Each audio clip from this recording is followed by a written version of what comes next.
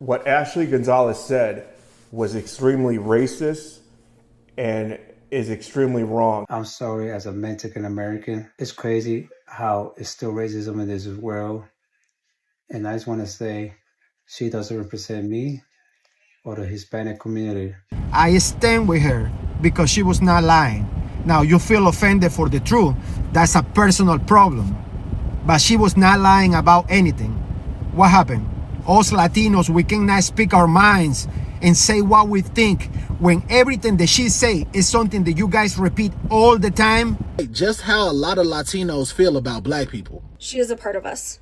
A lot of y'all do the same things behind closed doors. She does represent a lot of the colorism that exists within our community and that is not talked about. As someone who grew up in the Bay Area and is very familiar with the Hispanic community, Ashley Gonzalez is very on the money for the representation of the Latino and Hispanic community. It makes me so sad that there's people that still exist like that, and people, Latinas like her, that make all of us look bad, and it sucks. And because the truth is, she does represent Latinos. She is Latina, and just because she said something that we don't agree with, that we all know is wrong, that doesn't align with where we want to be in the world, it doesn't take away that she's Latina. She gained those thoughts from other Latinos that were around her, and we need to stop being blind to the fact that our Latino culture has a lot of racist tendencies in it. We are extremely colorist. We have I myself have grown up with this idea that being a darker skin tone is bad. We grow up literally praising babies that come out white looking or having Eurocentric features. We cannot be blind to these things. We do not support this kind of behavior, and this message is to all the Hispanics out there. Just because you hear the N-word being said and you get a pass, do not say that. This allows other Mexicans and other Hispanics proximity, and people like her are using it in the wrong context and in the wrong way, and this is not us. Or any Latinos or Hispanics get in my comments about, oh, it's not all of us, and it's not, yeah, I know it's not all of you. That's I know, I'm Latina, and I know it's not me, you know what I mean? But at the same time, we need to hold our people accountable. I live in Texas, okay? It's undeniable. It's undeniable. You come here to Texas, Latinos are using the word left and right, and I mean hard ER. And they say a lot of ignorant things about black people. They disrespect black people, all while trying to be black most of the time. I feel like here in the United States, we associate blackness with coolness, and a lot of Latinos that are not black, because there is black Latinos, but there's a lot of non-black Latinos and non-black Hispanic people that try to be a part of black culture and black community without actually liking black people. I think this actually comes from being in a system here in the United States that only recognizes black and white, okay? We don't ever really recognize Latino people or Hispanic people. Therefore, we're left with so many questions about who we actually are, what we represent. We're left with so much ambiguity on what being Latino or being Hispanic actually is, because it's not a race. My family specifically is multicultural, multiracial. I grew up being very confused about my identity, I'm not gonna lie. And a lot of the problems I had came from the Latino community. The colorism, the racism, the, even just the classism in the Latino community is crazy. We often forget that black Latinos even exist. And some of us have family members or friends who are black Latinos and deny their African ancestry. Again, I understand that not all Latinos and Hispanics are racist, but let's look at the stats. Let's look at the data. All the people that voted for Trump this year, a majority, it was overwhelmingly Latino people that voted for Trump. And if you're Latino and you're trying to deny any of this, I never grew up with that, I really want you to think about things you might have been told as a child. If you had the nickname Güerita or Morenita or Negrita, I really want you to think of why the Latino community obsesses so much over skin color. Why does it matter if you're Morenita or Morenita Clara or Negrita? Why does it matter? I think we all need to question too, why so many tios, tias, abuelos would tell us shit like, oh, don't go outside for too long, you don't want to be black, right? Oh, you shouldn't date black guys, you're too pretty for it, N-word, hard R.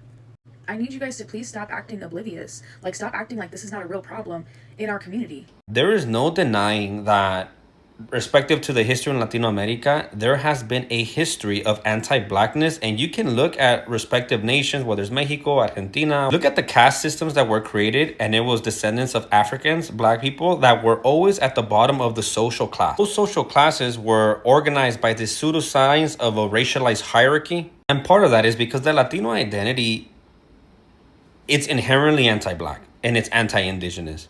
It is an identity that is built on the erasure of those two groups and saying things like, oh, well, I don't claim them. Like, I'm very happy that you're not like that. However, I believe that you cannot accept an identity like the Latino identity without acknowledging both the good and the bad. And a lot of that bad is this normalized anti-blackness that we... I know by now most of you have watched the Ashley Gonzalez situation. And what happened after the backlash is what is really getting attention now, because instead of silence, many Latino voices stepped forward, and the response is a lot more layered than the headline suggests. So the clip spread fast, reactions came in faster, and within hours it became a major online conversation. And of course, there were consequences after that, and like we've seen before, the focus didn't stay on one individual for long. It quickly expanded into a broader discussion about communities, representation, and accountability. But here is where things started to shift. Because instead of doubling down or staying quiet, many Latinos chose to speak, and what they said adds an important layer to this story.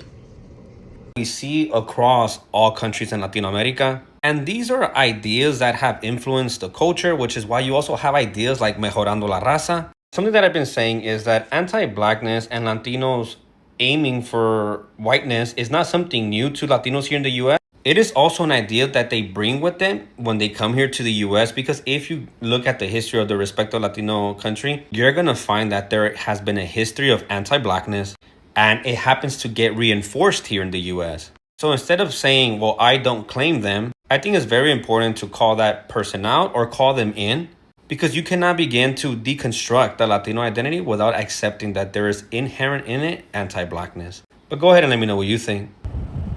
We are in 2026. Who gives a shit if you used to be a slave? That's nobody's problem, not even yours. If your ancestors was this or that, Spanish, Latin people, ancestors, we also been a slave. We've been take out of our lands, and we fight too. You're not special. You're not better than nobody else. Don't be a fucking hypocrite, all right? I stand with Gonzalez, and she don't deserve to lose her job or nothing, because people are weaponizing something they use every day, but nobody else can use it. And baby, you can't say nothing to me about Ashley Gonzalez, because remember y'all said they could say it. Remember? It's black and brown unity. Right. And she unified both words, the E-R and the A. She said them both together. They can hold hands. And she said it how she been saying it. At home, in the office, at the table with her abuela. She said it how she been saying it. Right. The unity. U-N-I-T-Y. Because y'all be letting shit slide. See, me, I don't let nothing slide. This ain't no ice skating rink. But y'all be easy out there.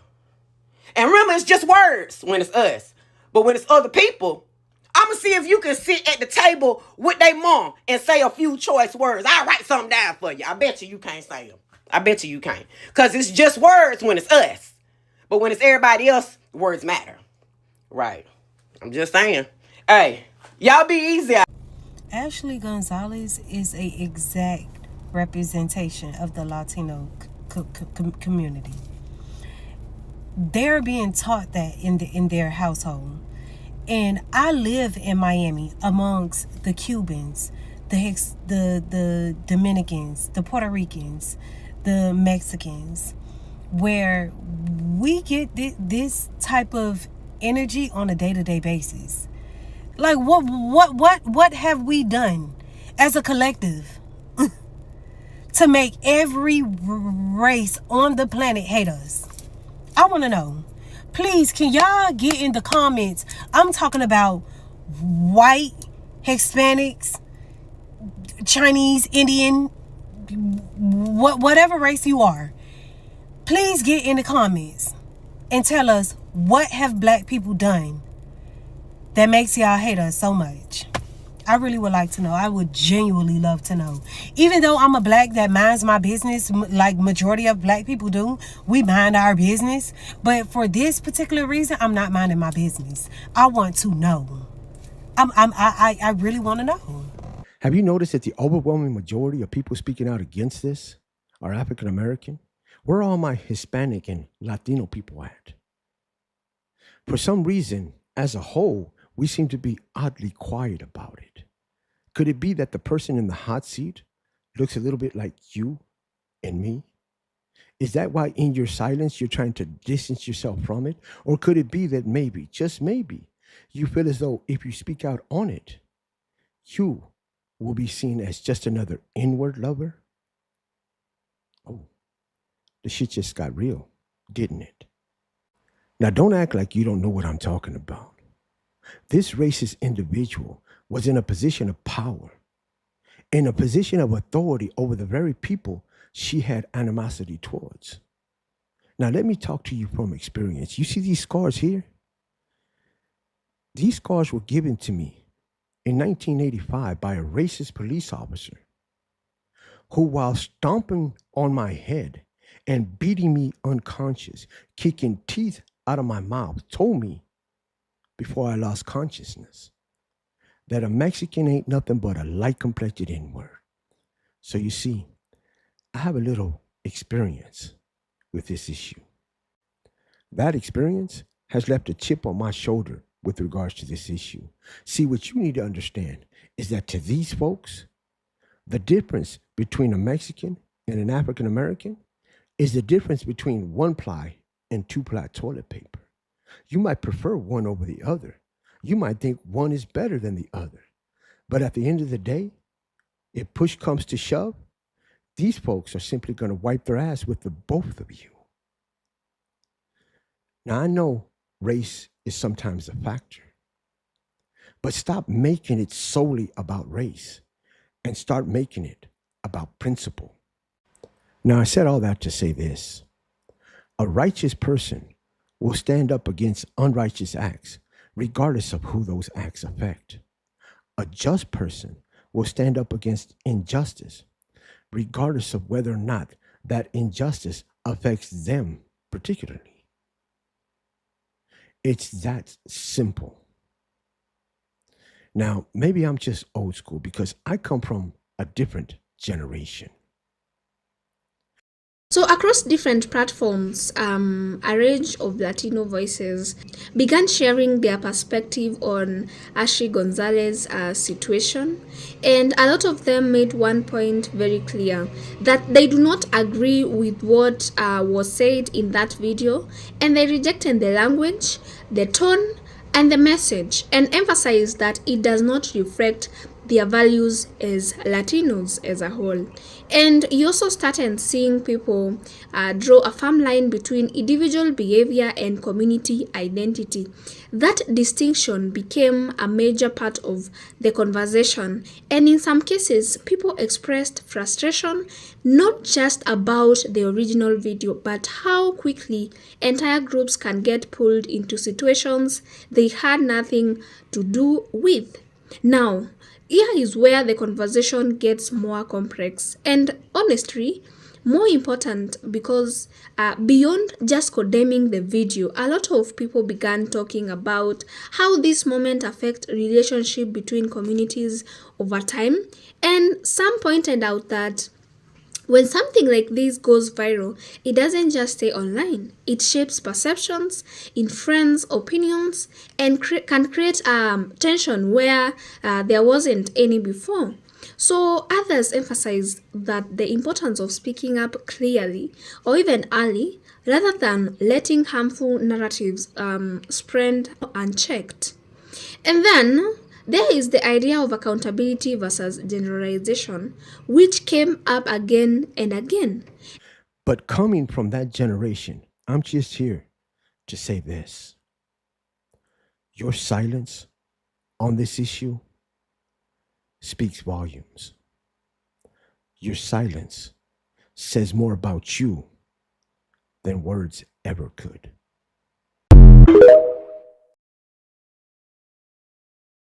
Ashley Gonzalez is a representation of the Latino community. If you don't agree with that, then start asking it. Because we're over here on comments talking about not me. Okay, then speak it, right? When there's problematic anti-black people around you, whether that's your family or friends or people around you, say something. You don't. You don't because it's uncomfortable. You don't because you don't want to burn bridges. You don't because you don't want to be disowned. You don't want to rock the boat. And maybe it's because you yourself understand that when someone who you know says something that's anti-black, it's not really anti-black because it's meant out of love.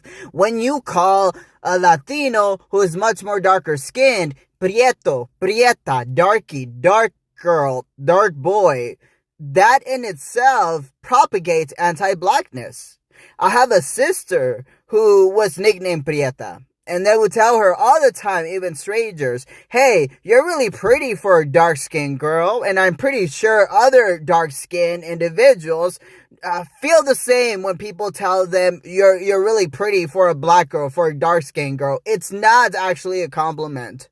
When you remind me time and time again, hey, Gael, your hair doesn't really look Mexican. Your hair doesn't really look Latino. Are you sure you're not black? And the thing is, it's not even said as a matter of fact. It seems like it's set as a dig. The worst type of anti-blackness is the anti-blackness that is really marketed as, oh, I'm just really being playful. Like the fact that I'm here in the United States and California means that I shouldn't have to choose between my Mexican culture and my American identity. Which means that I shouldn't have to choose between my Mexican community and even, a black community, right? If it's a Mexican person who is doing something wrong, like Ashley Gonzalez, I shouldn't have to side with Ashley Gonzalez because she's Latina.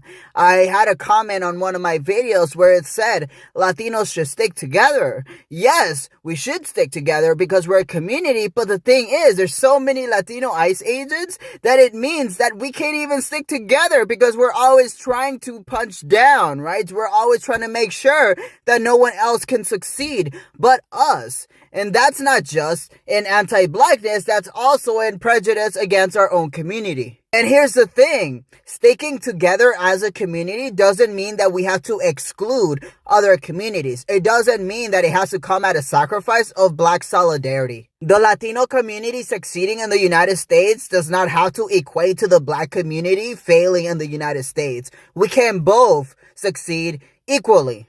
Like, once upon a time, there was a lot of, tribal shit, especially in California, especially where I was growing up, South Central Los Angeles. A bunch of tribal fights and shit right there, right? But at the end of the day, if we're all American, and that means that everyone is my tribe, right? Latinos are my community, but also, the black community. The fact that I grew up listening to Art LaBeouf, that's a bunch of oldies right there. That's black influence right there. Why is it that we can consume black culture, yet continue to sacrifice it whenever we vote? And here's the thing, even when we don't do it intentionally, the fact that we think that life is so simple that if black people only didn't do bad things, then the cops wouldn't beat them up, that negates the fact that one shouldn't have their skin tone criminalized. And so many Latinos didn't recognize what this meant until I brought up the fact that imagine you giving in a resume with your last name, which is Spanish speaking, you're going to be judged on your last name, even if you're the lightest skinned person. Because when someone sees you and you have skin privilege, they don't know your name. They don't know that you have some Jose Garcia last name. But if they just see your resume, they will just see Jose Garcia. If they see you and you're black, they're gonna judge you on that criminalization of their experience. The same thing when they see Jose Garcia. And now if I see the same thing is happening that Latinos once upon said, if you don't break the law, then they won't go after you. Well, if you don't break the law, then obviously IC won't stop you, yet they're still stopping you even though you're not breaking any laws, because the whole point isn't that you yourself did something wrong, it's that your skin, your name, your accent did something wrong. And that in itself doesn't have have to be illegal, but that in itself is plausible deniability, right? Just being black is plausible deniability for a cop to unalive you. And so many Latinos will say, well, we struggle too. Yes, we do. My brother, before I was born, got police brutality by the LAPD 77 Division. We grew up in Florence, Vermont. If you're from South LA, you'll know what that means. But worst case scenario was the fact that they retaliated and just raided our house every other week as I was growing up. But he didn't get unalived. If he was black, maybe he would have. The fact that he was Mexican maybe saved him. Because they were like, at least like this boy's a troublemaker, but at least his skin tone tells us that he doesn't have a weapon maybe. But the fact that your skin tone in itself is a weapon worth unaliving you says a lot. It says that it doesn't matter whether you follow the laws or whether you do. It's the fact that your skin tone isn't valued. And that's what we're experiencing now, here in 2026. Our skin tone, our culture, our accent, our language isn't being valued. It's being criminalized, it's being targeted. And now we're truly understanding the fact that you don't have to do anything for the system to want to erase you. On one hand, people agree that harmful behavior should be called out clearly. On the other hand, there is concern about how quickly that criticism can expand into something broader and less accurate. You also saw conversations around representation, how one viral moment can create the impression that a single person speaks for an entire community or even group, even when that is far from the truth. And that is where a lot of responses come from, and a desire that people are able to separate identity from individual actions while still acknowledging the impact of what happened. So another layer to this is how social media amplifies certain narratives, and the most extreme takes often gets the most attention, and not necessarily the most accurate or balanced ones. So while you might see headlines or even clips suggesting one thing, the actual conversation happening among everyday people can be more nuanced.